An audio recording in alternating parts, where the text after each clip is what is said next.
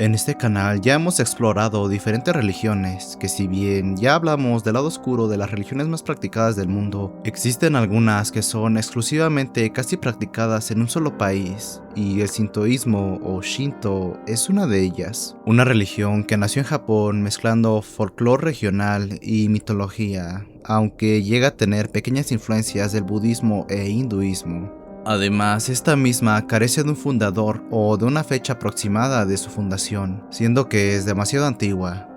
Para este video nos adentraremos en su lado más oscuro, como pueden ser sus libros, pasajes, dioses, demonios, e incluso el fanatismo religioso que esta misma pudo tener. Antes de empezar, también me gustaría agradecer a los miembros del canal por su sexto mes de membresía activada. Satquila Redondo 1401, Vitani Morphy 7673 y Seyania. Gracias por confiar en este canal y en su contenido. Sin nada más que decir, te presento. El sintoísmo es oscuro, un terror religioso.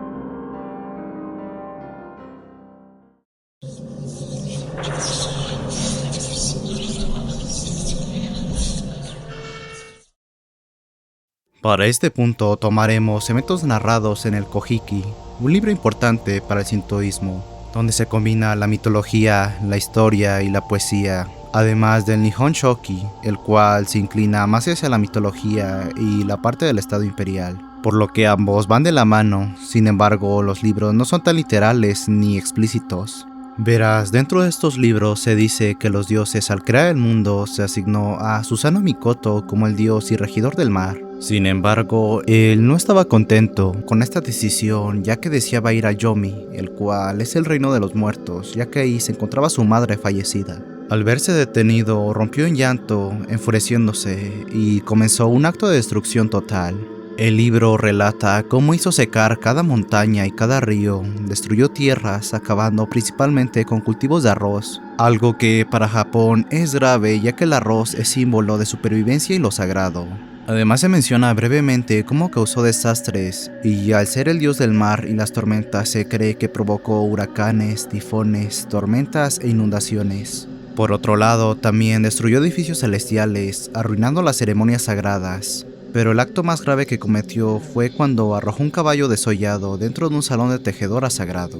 Y algunos relatos mencionan que una de ellas falleció por el terror y las heridas que tuvo. En otras se dice que destruyó todo el lugar. Sin embargo, este acto sí que hizo que Amaterasu, la diosa del sol y hermana de Susanoo, se enfureciera. Por ende, se encerró en una cueva. Y al ser la diosa del sol, la tierra cayó en un estado de oscuridad, haciendo que espíritus malignos y demonios salieran a la superficie, corrompiendo y contaminando todo el planeta. Aunque las demás deidades lograron sacarla mediante una danza, terminando con la era de oscuridad. Sin embargo, a pesar de que todo esto terminó, comenzó otro relato. Verás, debido a todo este caos que Susanoo dejó detrás, se le fue expulsado del cielo, teniendo que vivir en la tierra.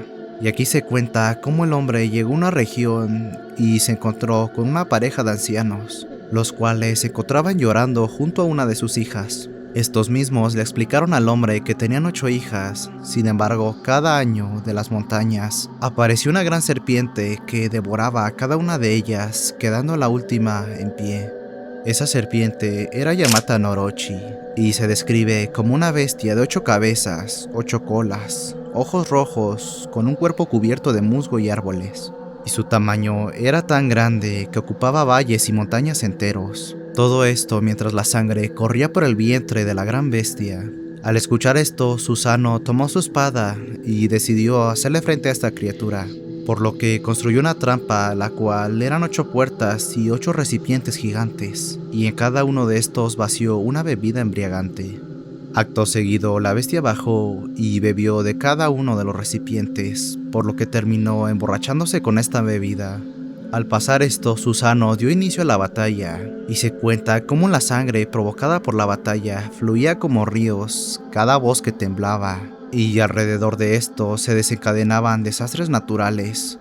Finalmente, el hombre logró quitarle sus 8 cabezas junto con sus colas, por lo que la batalla había llegado a su fin, con la bestia siendo derrotada.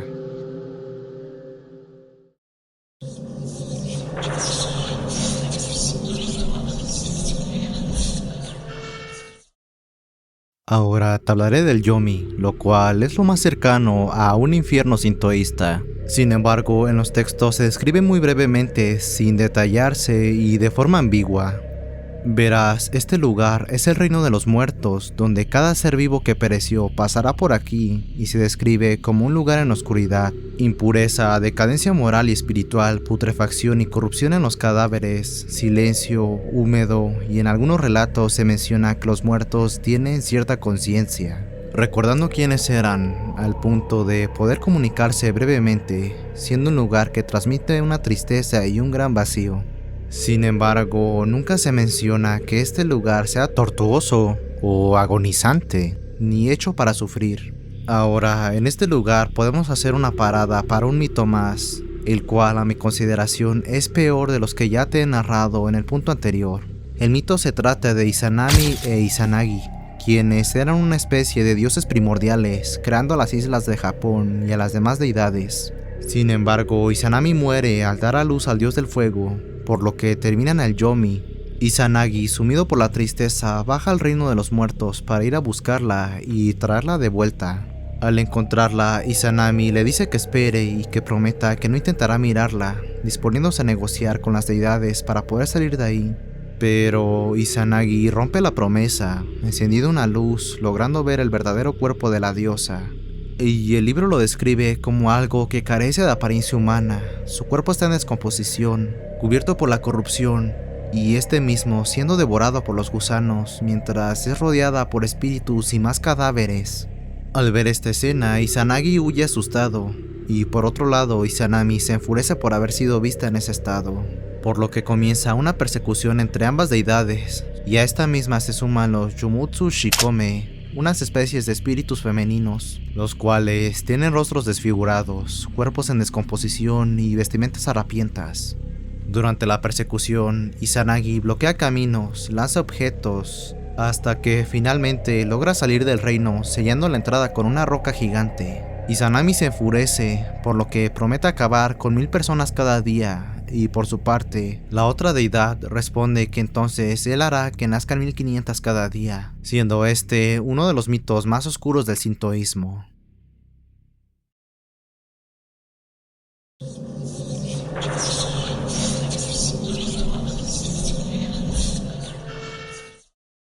Ahora te hablaré de lo que podríamos entender como demonios, ya que esta religión carece del concepto. Sin embargo, podemos mencionar algunos que podrían encajar.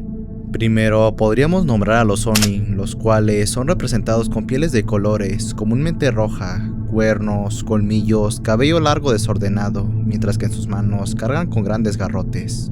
Se atribuye a que son personificaciones del Kegare, el cual es una impureza que surge de la muerte, violencia o algo negativo.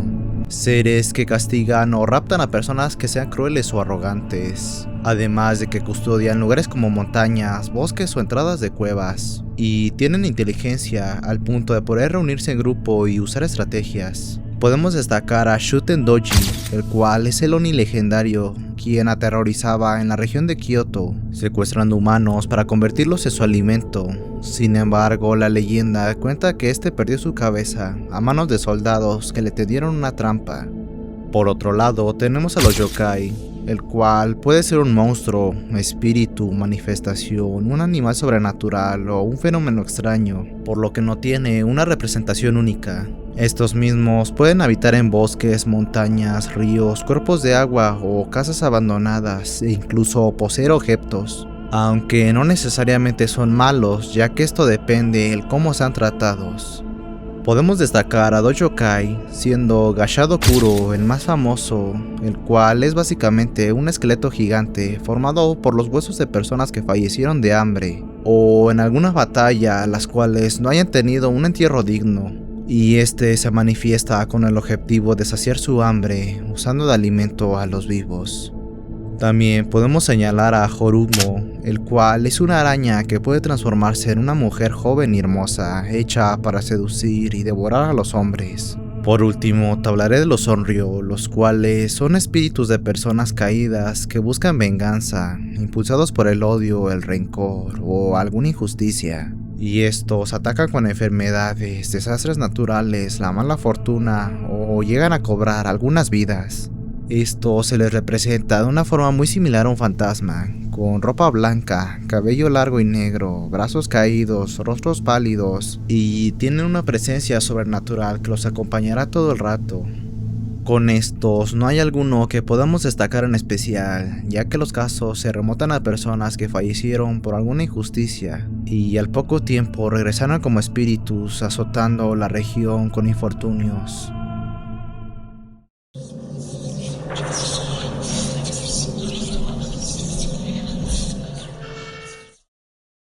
Ahora nos remontaremos aún más atrás, al periodo conocido como la era Meiji, datado de 1868 a 1912, y esta época es especial, ya que durante siglos el budismo y el sintoísmo coexistieron en Japón. Sin embargo, los gobernantes Meiji decidieron hacer una separación de ambas religiones, con el propósito de fortalecer el nacionalismo, surgiendo así el sintoísmo estatal, donde las autoridades vigilaban los templos y las celebraciones religiosas ahora eran actos de patriotismo. El emperador era visto como una especie de deidad suprema, teniendo que venerarlo junto a la nación. Por otro lado, los templos budistas, imágenes y objetos fueron quemados o vandalizados, mientras que los monjes eran acosados o forzados a romper sus valores budistas. Y en Asia Central, especialmente contra la guerra de China, se usaba para justificar la expansión. Sin embargo, esto no acaba aquí, ya que ahora trataremos un punto el cual ya hablamos en el video del budismo, relacionándose con la Segunda Guerra Mundial. Verás, durante este tiempo el budismo y el sintoísmo fueron tomados para justificar y motivar los actos cometidos durante la década de 1930 y 1940. Siendo así que el sintoísmo estatal cobró aún más fuerza, usando el mito de Amaterasu, introduciendo la idea de que el emperador Hirohito era un descendiente directo de la diosa, por lo que el gobernante era un ser espiritual. Por ende, al igual que Meiji, obedecerle y servirle era un deber espiritual y moral, similar a la palabra de Dios. Esto se llegó a enseñar en las escuelas, por lo que se transformó en una combinación de patriotismo y religión, similar a como se había hecho en décadas atrás. Por ejemplo, existe una ideología en el sintoísmo, la cual se puede traducir como 8 rincones del mundo bajo el mismo techo. Esta misma se reinterpretó para justificar la guerra imperial de Japón contra China y posteriormente sumarse a las potencias del eje. Al igual que en el budismo, los templos sintoístas, los practicantes y los monjes fueron usados para propagar estas ideas. Algunos fueron obligados y otros tantos fueron de manera voluntaria. Fue por esto que después de la rendición de Japón y la ocupación de tropas estadounidenses, se abolió la idea de que el emperador fuera una divinidad, lo que claramente fue un golpe para la resistencia que quedara en los soldados japoneses.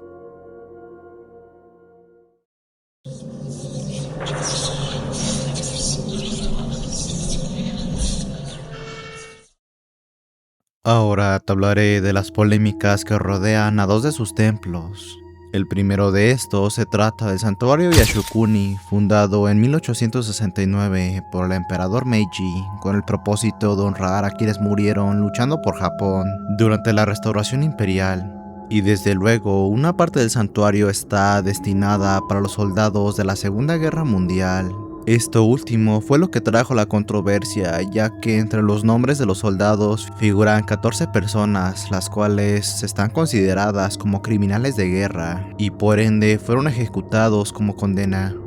El nombre más polémico pertenece a Hideki Tojo, quien fue primer ministro y general de Japón, siendo la cabeza del gabinete que aprobó el ataque a Pearl Harbor, permitió abusos físicos y eróticos, actos de tortura, hambruna, el exterminio de prisioneros, además de aprobar indirectamente experimentos en humanos, en especial con la famosa Unidad 731. Debido a esto, algunos países acusan al templo de honrar a criminales, especialmente China y Corea del Sur, ya que la mayoría de víctimas eran originarias de estos países. Otro templo que podemos señalar es el santuario Meiji, construido en 1920 para venerar al espíritu del antiguo emperador junto a su esposa. Y como ya te imaginarás, debido a que durante esta era se cometieron atrocidades y desembocó en la guerra con 3 países, también es señalada de glorificar este aspecto.